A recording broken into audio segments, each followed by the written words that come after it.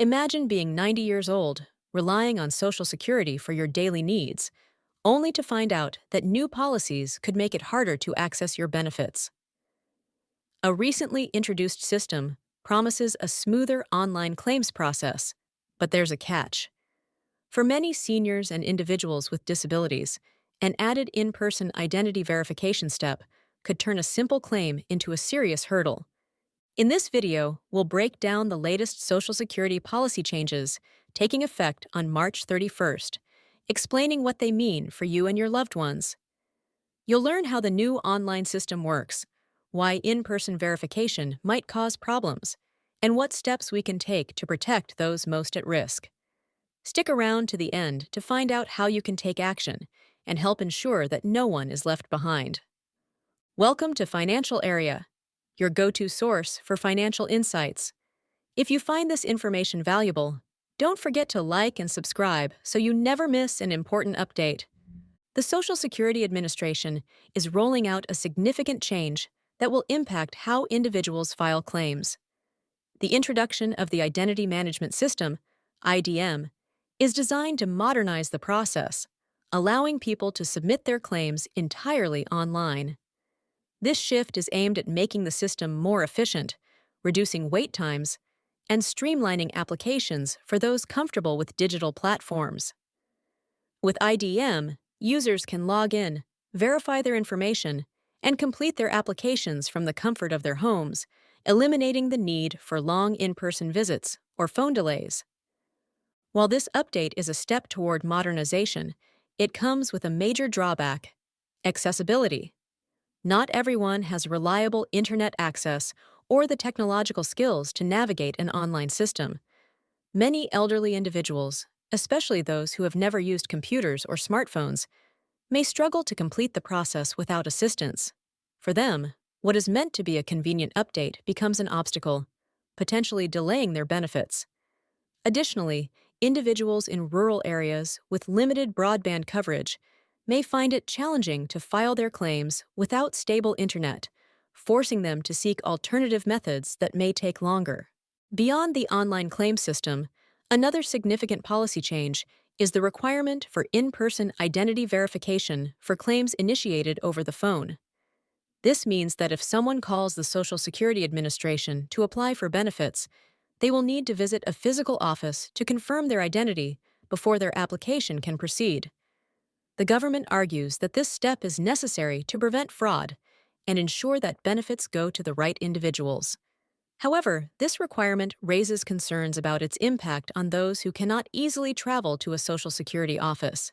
For many seniors, individuals with disabilities, and those without access to reliable transportation, an in-person visit is not a simple task. Some live in areas where the nearest Social Security office is hours away, requiring them to arrange for transportation, take time off work, or rely on caregivers to accompany them. Others may have mobility issues, making it physically difficult to leave their homes for such a verification process. In some cases, these barriers could result in delayed or missed benefits, leaving some of the most vulnerable members of society struggling financially while they attempt to comply with the new rules. The shift to an online claim system and the new in-person verification requirement create significant accessibility challenges for vulnerable populations. While the government sees these changes as a way to improve efficiency and security, they fail to account for the many individuals who lack the resources or ability to comply with the new process. For those without internet access, the transition to a digital system is not just an inconvenience, it is a barrier that prevents them from applying altogether. Many elderly individuals, particularly those in lower-income households, do not own computers or smartphones. Even those who do may not be familiar with navigating online systems, leading to frustration and potential mistakes in their applications. Without proper assistance, they may struggle to complete the process, delaying their benefits and putting them at financial risk. The requirement for in-person verification presents an even greater challenge, especially for seniors and disabled individuals. Consider an elderly person in their 80s or 90s who relies on Social Security as their primary source of income. They may no longer drive, have difficulty walking, or suffer from chronic health conditions that make traveling a serious hardship. If they are required to visit a Social Security office in person, they may have to rely on family members or caregivers to take them, which is not always an option. Some individuals live alone with no immediate support system, making the trip nearly impossible. In rural areas, where Social Security offices are scarce, the challenge is even more severe. Some claimants may need to travel hours just to complete their verification, adding financial strain to an already difficult situation. Real-life examples illustrate how these policies could negatively affect those who are least able to adapt. Imagine a 90-year-old woman who has been receiving Social Security benefits for years but needs to re-verify her information due to a policy update. She has no internet access, no family nearby, and her mobility is severely limited. Under the new system, she would be forced to make a trip to the nearest Social Security office, which could be miles away. If she cannot make the trip, her benefits could be delayed, potentially affecting her ability to pay rent, buy groceries, or afford medication. These are not hypothetical situations. They are the realities that many seniors and disabled individuals face when bureaucratic changes do not take their circumstances into account. Beyond individual struggles, statistics paint a broader picture of the number of people affected by these changes. According to census data, millions of seniors in the U.S. do not use the internet, making online applications impractical for them. Additionally, a significant percentage of Social Security recipients live in rural areas, where transportation to government offices is limited. By requiring in-person verification, the system inadvertently penalizes those who are already facing the greatest challenges.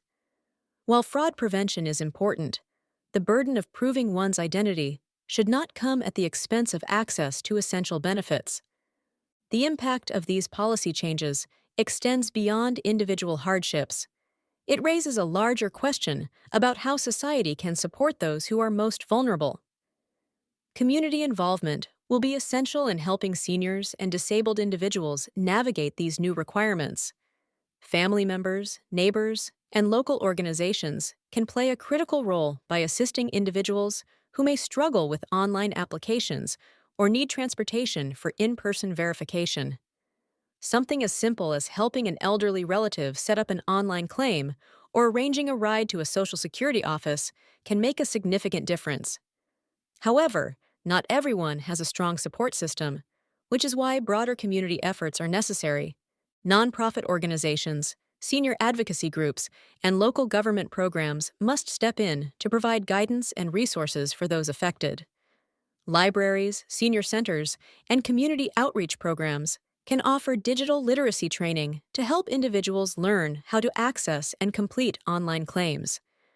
Volunteer services that provide transportation for seniors and disabled individuals could be expanded to include trips to Social Security offices for identity verification.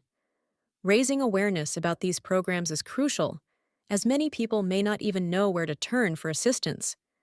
The more communities come together to address these challenges, the less likely individuals will be left behind due to bureaucratic barriers. Beyond direct assistance, public advocacy is necessary to push for policy adjustments that take into account the realities of those affected. Lawmakers and government agencies need to hear from the people experiencing these challenges firsthand. Writing to local representatives, signing petitions, and participating in public forums can help bring attention to the unintended consequences of these policy changes. Advocacy efforts should focus on solutions that balance fraud prevention with accessibility, such as expanding remote verification options for those who cannot travel. Pressure from the public and advocacy groups has led to changes in government policies in the past, and continued efforts could help ensure that Social Security remains accessible to all. The stakes are high for those who depend on Social Security to meet their basic needs. Delays in benefits can mean missed rent payments, skipped meals, and medical treatments put on hold. The longer it takes for an individual to complete the new verification process, the greater the risk of financial hardship. That is why it is critical for individuals and communities to take action now. Whether it is helping a neighbor file a claim, providing transportation, or contacting lawmakers to advocate for fairer policies, every effort counts. The goal should not only be to navigate these changes, but to ensure that future policies prioritize accessibility and fairness for all Social Security recipients,